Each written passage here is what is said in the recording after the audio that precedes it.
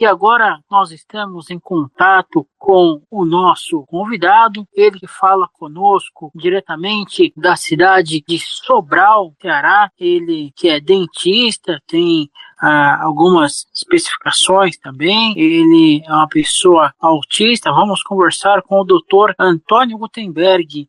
Antônio, uma boa tarde, é um prazer ter no Espaço da Inclusão, tudo bem? Boa tarde, tudo bem? Antônio, fala pra gente, você, primeiramente, você teve o seu diagnóstico quando criança ou já na fase adulta? O meu diagnóstico, ele aconteceu já na fase adulta, né? E já foi depois de eu estar formado, né? Eu fiz residência em saúde da família, né? Eu sou dentista, né? E fiz residência em saúde da família com caráter de residência. E na minha equipe tinha uma fisioterapeuta que o filho dela é autista, né? E eu já lia bastante sobre autismo e tudo. E ela começou a perceber alguns comportamentos que são muito característicos de pessoas autistas, né? Como questão de previsibilidade, de gostar de questões de horários marcados, de saber mais ou menos como é que as coisas vão acontecer, qual é o horário de terminar, né? E de ver quando eu ficava desregulado, quando alguma dessas coisas mudavam.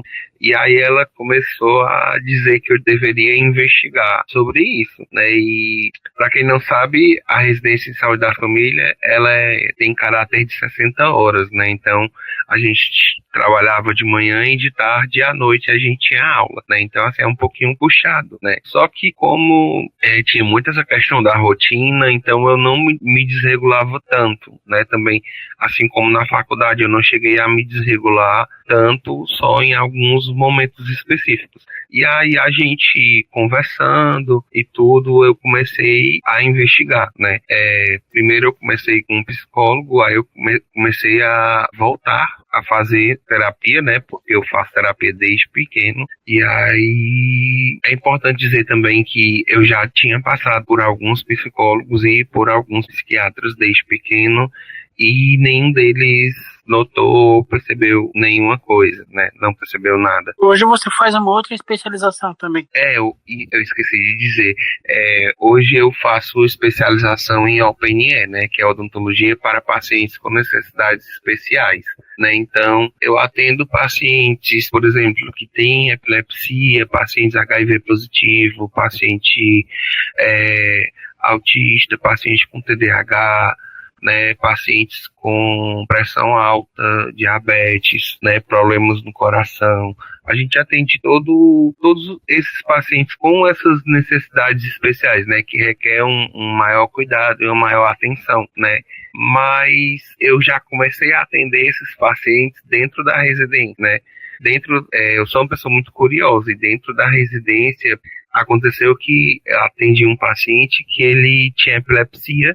E aí eu fui estudar o caso dele para poder atender, porque a gente não tem muito costume de ver isso na faculdade. Então eu fui atrás de artigos científicos, né, para saber como melhor atender o paciente.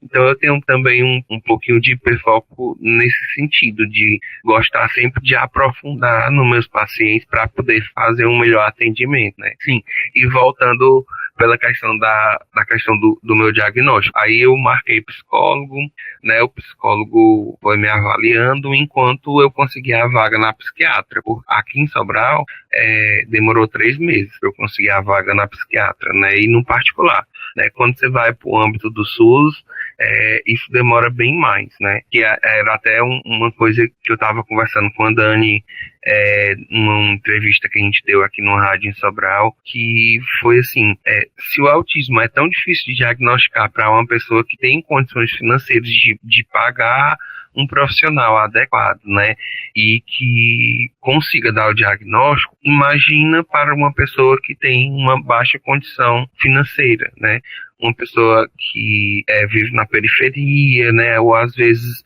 uma pessoa de menor poder aquisitivo, né? Então, isso acaba que o autismo, muitas vezes, ele sofre uma subnotificação, né? Porque nem todo mundo tem condições de ir ao médico para conseguir o seu diagnóstico. Você comentou da questão de previsibilidade, de saber que hora vai terminar o que as coisas que você vai fazer, mas uma consulta, por exemplo, ou uma cirurgia, que às vezes você não tem como se certificar exatamente de que hora que você vai terminar. Como você lida com isso? Então, eu tenho uma agenda, né, dos pacientes que eu vou atender no dia. Então, aqui em Sobral, o município recomenda que a gente atenda 8 pacientes de manhã e 8 pacientes à tarde, né? Eu começo a trabalhar no dia que eu entro no horário comercial, eu entro de 7 horas e fico até 11, e no dia que eu entro, isso de manhã, de tarde a gente entra de 1 e fica até 5. E no dia que eu entro no horário ampliado, a gente entra de 9 e fica até 1 da tarde, e entra de 3 e fica até 7 horas da noite, né? Em questão da previsibilidade, eu consigo colocar na minha agenda quais os tipos de procedimentos que eu vou fazer, né? Então, a gente coloca paciente X, eu vou fazer uma limpeza, paciente Y, eu vou fazer uma extração, né? E aí a gente consegue saber mais ou menos quanto tempo vai levar aquele procedimento, né? Uma limpeza, geralmente, ele é um procedimento mais tranquilo, eu consigo parar o procedimento e marcar outro dia para o paciente ir, né? Então, eu consigo ter uma previsibilidade mais ou menos nisso. E todo dia à noite, antes de trabalhar, antes de dormir, né? Antes de eu dormir, eu dou uma lida no meu prontuário para saber quais são os pacientes que eu vou atender no outro dia, para me organizar a minha cabeça. O que eu já vou fazer, né? O que eu já vou precisar de manhã, né? Se eu vou precisar aprofundar um conhecimento em algum conteúdo, né? Se aquele paciente tem alguma...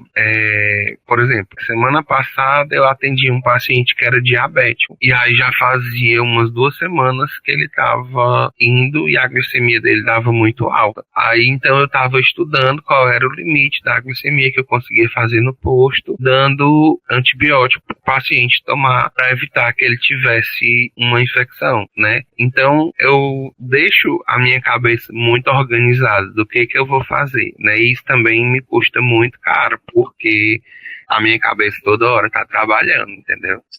Seus pacientes, eles têm conhecimento, não que isso seja um fator determinante, mas eles têm conhecimento da sua questão de autismo ou não necessariamente? Não necessariamente, embora às vezes eu ande no posto com o meu cordão, né? Eu não gosto de usar sempre, porque, querendo ou não, ainda tem algumas pessoas que são um pouco preconceituosas, né? Mas eu costumo dizer, sabe? E às vezes eu costumo conversar com os meninos, porque assim, também no posto de saúde que eu trabalho, somos 3 dentistas. Então, às vezes, ocorre de estar os 3 atendendo, né? E às vezes eu converso sobre alguma coisa que me desregulou durante o dia, ou alguma coisa que me deixou um pouco mais ansioso, e eu acabo falando sobre isso, né?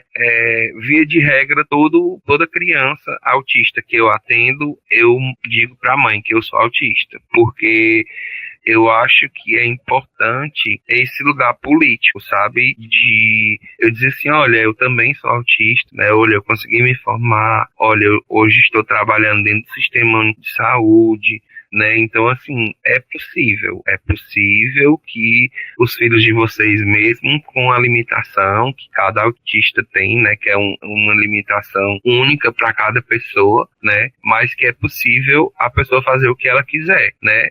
Mas sabendo que você precisa respeitar os seus limites, entendeu? Além do atendimento, você pensa também em futuramente trabalhar na área universitária?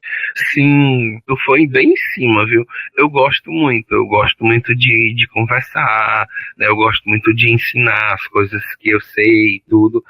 Então, assim, eu tenho muita essa vontade, embora eu goste bastante de ler, de estudar sobre os casos, sobre o que a literatura diz, sobre alguma doença nova, sobre uma nova forma de tratamento, alguma coisa do tipo.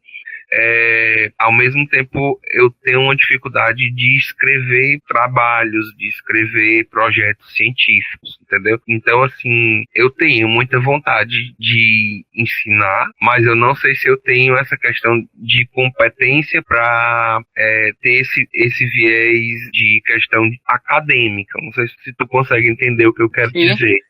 Além de você tem conhecimento de outros autistas que foram também para essa área odontológica?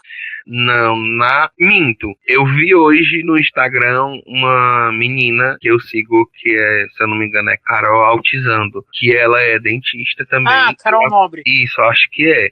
Não sei decorado. Ela é uma lourinha, né? Magra e tudo, usa óculos, mas eu não sei o nome dela. E aí ela postou até esses dias, né? O que o pessoal achava dela ser uma dentista autista que atenderia crianças autistas, né? Eu até falei que eu tenho essa experiência, né, que eu sou autista e eu atendo realmente muitas crianças autistas num posto de saúde, né, inclusive eu tenho um paciente autista de 4 anos de idade que ele já tinha ido numa dentista particular, que era odontopediatra, né, que é uma especialização, e a mãe dele disse que ele tinha muito trauma de dentista, que todos os procedimentos que ele fazia lá tinham que ser feitos com contenção, né, que é uma das formas da gente fazer procedimentos na odontologia, que é segurando o paciente, né, mas eu não gosto de fazer muito procedimento por contenção, eu uso a contenção em último caso, né.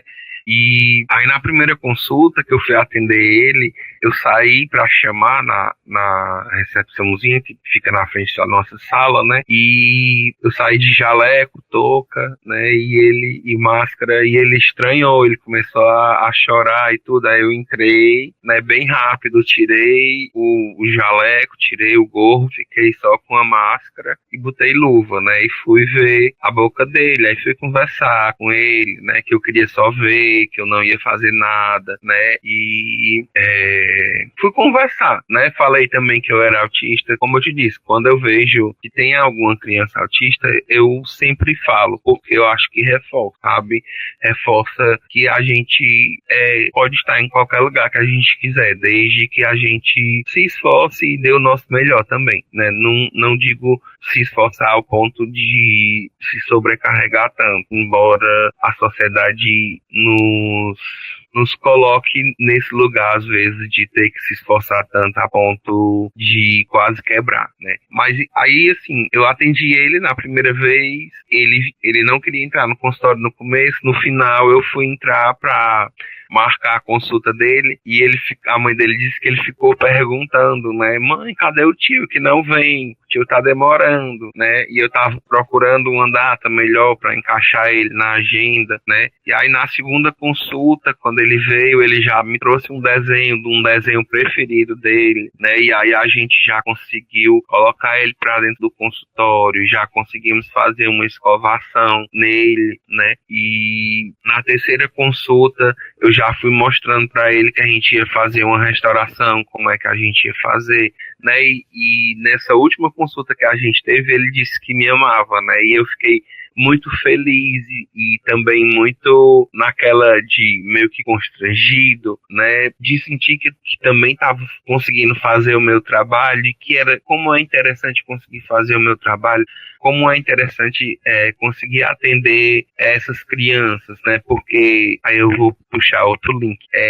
Crianças autistas, elas têm uma maior dificuldade de higienização, né, tem uma maior dificuldade de escovação dentária, porque a habilidade motora dessas crianças, elas são um pouco reduzidas, né, a gente tem um pouco de dificuldade de noção de espaço, né, então com isso tem a maior facilidade de ter cárie, né, assim como e aquela escova elétrica, não seria uma facilidade melhor? É uma opção, mas nem toda pessoa tem condição de dar escova elétrica, né? Então é mais ou menos porque assim, eu trabalho no SUS. Então, como eu trabalho no SUS, os pacientes que eu atendo geralmente são pacientes que não têm tanta condição financeira, entendeu? Sim. Mas a escova elétrica é uma boa opção. Nem todo mundo tem condição de comprar. E aí, assim, o que a gente precisa saber também é que essas crianças, elas vão precisar de um maior apoio dos pais para poderem escovar os dentes, né? Isso também segundo as pesquisas, né, os estudos que eu ando lendo também, né? E também em crianças surdas, né, tem uma maior dificuldade também de escovação e por isso tem uma maior presença de cárie, né? Porque a gente precisa lembrar também que tem a questão social, entendeu? A questão social é outro escopo, né? A escova elétrica, ela é ótima, mas nem todo mundo tem condição. Então, esse meu paciente, ele tem, porque, como eu te disse, né, a mãe dele falou que desde os 2 anos ele vai numa dentista particular, né? Mas nem toda a população é assim. O Conselho Regional, aí na região, em Sobral, por exemplo, eles têm algum programa, alguma forma também de contemplar os dentistas com algum tipo de deficiência? Ou campanhas também para conseguir atendimento para pacientes com deficiência? Olha, assim, a gente tem a questão dos CELs, né, dos CELs regionais, né, que aí a deficiência que tu fala são todos os tipos de deficiência, no caso, né, auditiva, visual, ou a questão do autismo também. É porque, assim, por exemplo, no posto que eu trabalho, eu consigo atender paciente cadeirante, né? Um deficiente físico. Eu consigo atender, normal, entendeu? E aí, como também já atendi paciente surdo no meu posto de saúde, né? Eu fiz umas figurinhas para conseguir me comunicar com ele. Então, eu ia mostrando as figurinhas e ia falando, já que eu só sei dar bom dia na língua dos sinais, né? Então, eu fui fazendo e consegui me comunicar com ele, né? Mas assim, em específico não. A gente tem essa questão do CEL regional, né? Que é voltado para pacientes com necessidades especiais, que não necessariamente vai ser voltado, por exemplo, para um paciente que tenha só problema visual, né, que tenha só deficiência visual ou tenha só deficiência auditiva, né, porque isso a gente consegue, esses pacientes a gente consegue atender no posto de saúde. Não sei se tu está entendendo o que eu estou querendo te dizer. Entendo. Por exemplo, um paciente com síndrome de Down, dependendo do procedimento que a gente vai fazer, ele tem que ser encaminhado para o CEL, porque tem alguns pacientes com síndrome de Down que eles têm problemas cardíacos. Então, é importante que ele seja atendido por um especialista, entendeu? Que tenha uma maior propriedade para entender os exames que ele vai solicitar ou para conversar com o médico, porque às vezes a gente não vê isso na faculdade. No começo da entrevista, você comentou, né, que você atende pacientes também HIV positivo. Esse tipo de paciente são muito poucos os dentistas que se habilitam para atender esse tipo de paciente?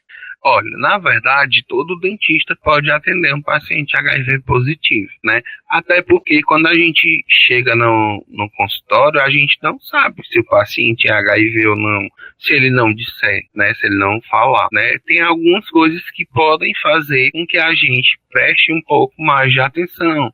Se esse paciente ele apresenta algumas lesões sexualmente transmissíveis, né? Mas aí nesse caso ele não vai ser só HIV positivo, ele já vai estar com a AIDS, né, que é a síndrome da imunodeficiência adquirida. Então, nesse caso, a gente precisa tomar mais cuidado, não pela gente, nós como dentistas, mas pelo paciente, né? Se a carga viral dele estiver muito alta e o CD4 dele estiver muito baixo, o paciente tem um risco muito grande dele sofrer infecções, né, dele pegar alguma infecção no consultório, no procedimento, e ele não conseguir, a imunidade dele, o corpo dele não conseguir se defender daquele tipo de infecção, entendeu? Então, algumas vezes, quando a gente já consegue ver algumas lesões, algumas coisas que já chamam os nossos olhos, a gente tem que solicitar carga viral e CD4. Não pela gente, mas pela segurança do paciente. Eu não sei se eu estou conseguindo ser claro. Sim, entendendo. Para você, do tempo que você se formou começou para hoje, quais as principais dificuldades que você tem, assim, nos seus atendimentos? Você atende, tipo, todo dia, você, para não sobrecarregar, uma, duas vezes por semana? Como que você faz para não ter uma sobrecarga muito grande? Eu atendo todo dia. O que eu consigo fazer eu tomo minhas medicações, né? Por exemplo, fluoxetina eu tomo 4 comprimidos por dia, né? Eu sinto muita dor no corpo porque a profissão odontológica provoca também muitas dores nas articulações da gente, mas eu digo também por causa dos estímulos, né? Onde eu trabalho é um posto com 3 dentistas, são 3 cadeiras odontológicas, 3 pacientes, 3 auxiliares. Na minha sala tem uma televisão, às vezes o menino deixa ela ligada. Ultimamente estamos com 8, se eu não me engano, 8 estagiários, né, da odontologia, e estamos com 2 estagiários de ASB, né, que são auxiliares de saúde bucal. Então, assim, é um posto bastante barulhento. Eu ando sempre com o meu abafador, né, porque de vez em quando eu uso entre um paciente e outro, né. Eu já digo para os meninos que, via de regra, se a gente puder deixar a televisão desligada, a gente deixe, porque é uma coisa que me incomoda muito, porque junto o barulho da televisão com o barulho dos pacientes, dos estagiários, e aí fica muito barulhento, e isso me desregula um pouco, às vezes eu fico muito incomodado, né? Atendo todo dia, de segunda a sexta, né? Embora aqui em Sobral, na última gestão, tenha sido colocado uma lei que para familiares e pessoas autistas que fossem servidores públicos, eles teriam direito à redução de carga hora, mas nenhum dentista, né, ou no caso, eu não era considerado como se fosse servidor público, porque o nosso contrato era contrato efetivado, né, era por seleção que se era feita de ano em ano, né, então eu acabava que eu não conseguia usufruir dessa lei, né, até eu e Dani fomos para uma reunião e eu conversei sobre isso com o antigo prefeito daqui, né, ele até ficou de ver, né, porque a gente estava conversando que seria interessante ampliar a lei não só para pessoas que fossem servidoras públicas, mas para pessoas que que ofertassem serviços para a prefeitura, né, mas não conseguimos ir adiante. E o que eu faço é isso, eu tento tomar minha medicação, fazer minhas terapias, né? Uso meu abafador quando eu acho que o barulho está me incomodando muito, e ultimamente eu não tenho conseguido ir para a academia porque eu já chego em casa muito cansado, mas antigamente eu conseguia ir. E aí isso me acalmava também, me ajudava um pouco, né? Mas não tenho mais conseguido ir para academia. O que me acalma é isso, terapia, né? Gosto também muito de música, então às vezes eu levo meu fone de ouvido e fico escutando música, né? Tem uma música que me acalma muito também, que é do Bruno Camurati, e aí eu coloco ela toda vez que eu acho que eu vou entrar em crise ou alguma coisa do tipo. Ela me acalma e eu consigo ficar mais tranquilo. E a família? Você reside sozinho? Tem algum familiar ou vive com alguém? Queria que você falasse da importância familiar para você. A família, os meus pais são separados, né? Como eu disse, eu moro com a minha mãe é casada, né? Aí mora eu, minha mãe, o marido dela e o meu irmão do meio. O meu irmão mais novo tá fazendo medicina em Recife, né? Fazendo faculdade lá. E assim, eu não tenho muito contato com as pessoas aqui em casa, a gente conversa mais pelo WhatsApp, né, porque eu já chego do trabalho tão cansado que eu só quero descansar para conseguir trabalhar no outro dia, né. Eu estava conversando com alguns amigos meus esses dias e eu estava dizendo assim, eu sou um autista funcional, né, eu funciono para ir trabalhar e voltar para casa e descansar para trabalhar no outro dia. Eu consigo fazer o meu serviço de pessoa adulta, né, trabalhar para se manter, mas é muito difícil eu sair um dia depois do trabalho, eu ir para academia, correria. Eu realmente chego em casa já muito cansado. Então, esse horário da noite eu uso para descansar. Em nome da Rádio Paraty FM, das demais rádios parceiras, também canal do YouTube da Rádio Teletema, gostaria de agradecer a sua atenção, gentileza com o nosso programa Espaço da Inclusão. Gostaria que você deixasse aí suas considerações finais, seus contatos, fique à vontade. Eu queria dizer que acho que eu não consegui falar isso ainda, né, que cada pessoa autista ela é única, então cada pessoa ela tem a sua sensibilidade, a sua forma de agir e reagir a determinados estímulos, né. Como eu disse numa entrevista que eu dei para a Dani, né, indico o livro Alteamar para todas as pessoas que querem conhecer um pouco, né, sobre o autismo, porque é um livro de uma repórter que é mãe de autista e que ela fez algumas experiências para saber o que o filho dela sentia, né, e com isso ela começou a entender bem mais, né, como era que o filho dela, vamos dizer assim, bem entre aspas, funcionava. A gente tem muita essa questão, né? Eu como uma pessoa PCD, você como uma pessoa PCD, a gente consegue ver que às vezes as pessoas não calçam os nossos sapatos, né? Tem até uma música acho que é do Padre Fábio, que diz: calça os meus sapatos e ande com os meus pés, né? E aí, assim, acho que é importante a gente sempre tentar se colocar no lugar do outro, ver as dificuldades que eles têm e tentar fazer o máximo que a gente puder para reduzir essa questão das dificuldades e conseguir fazer com que a pessoa viva dignamente, sabe? E acho que é só isso. Queria agradecer ao convite. Não sei se consegui corresponder à sua espera, o que você esperava de um bate-papo. Sim, perfeitamente. Seus contatos? Os meus contatos, eu tenho o WhatsApp, o meu Instagram, né, que é anti-Gutenberg, anti de Antônio e Gutenberg com G mudo. Então, Instagram, @anti-Gutenberg. Ok, conversamos, aliás, os nossos agradecimentos também a Daniele Lima, que nos colocou em contato, nosso colega lá de Sobral. Conversamos com o dentista autista Dr. Antônio Gutenberg, aqui na Rádio Paraty FM, programa Espaço da Inclusão.